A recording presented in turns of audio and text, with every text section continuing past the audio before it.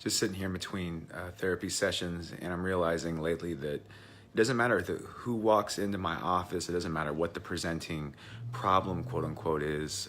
So much of my practice is related around emotional eating and food, and so much other folks come in related to relationship issues and struggles, family issues and struggles. But what I'm finding is that whoever walks in, it's usually these 4 basic human needs that are always operating at this underneath the surface.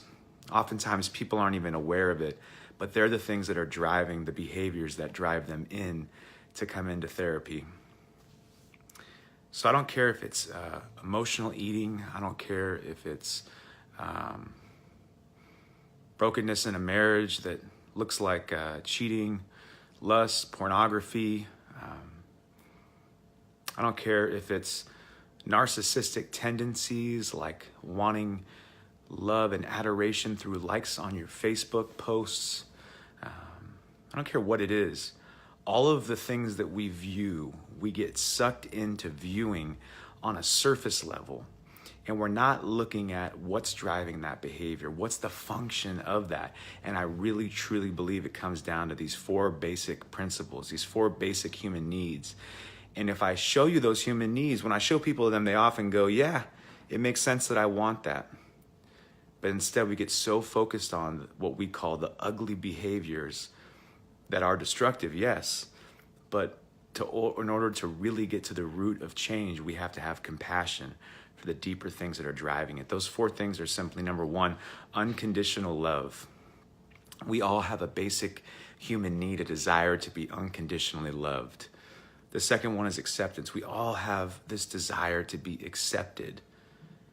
The third is to have a sense of belonging. We all have a basic human need to feel like we have a sense of belonging, a belonging to a community, a belonging to something, a belonging to a tribe. And the fourth is security. We all want to feel secure. So how many of the things that we don't like, how many of the behaviors that we're currently trying to modify through behavior modification management, whether it's watching how we eat so we don't overeat, or watching how we eat so we don't emotionally eat, or watching, again, ourselves and our patterns and how we reach out to others when we're going through trouble in a marriage or in a relationship.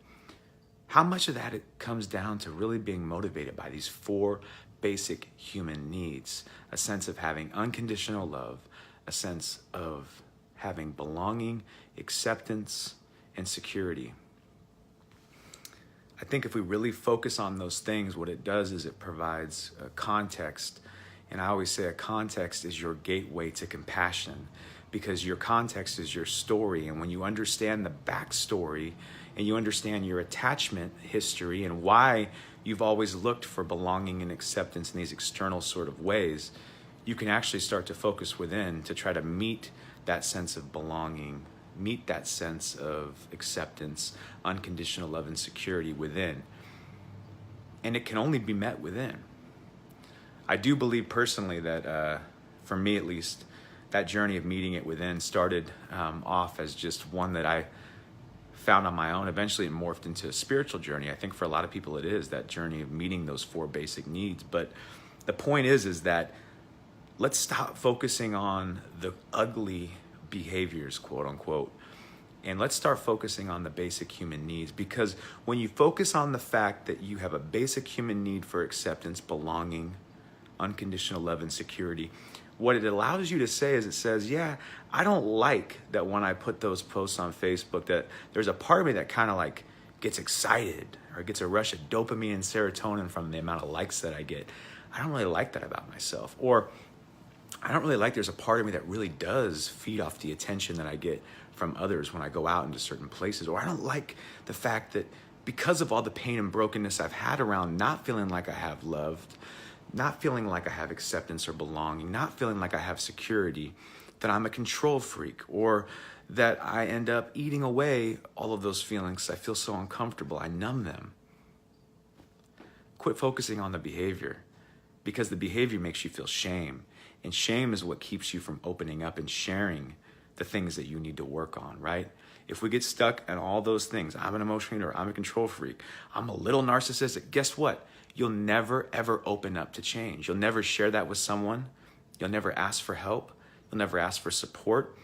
And thus, you'll never get that basic need that you have met that's really driving that behavior. So that's my urge for all of you today. It's something that I'm doing all day long here in therapy, and I can't help but think of how often it comes up.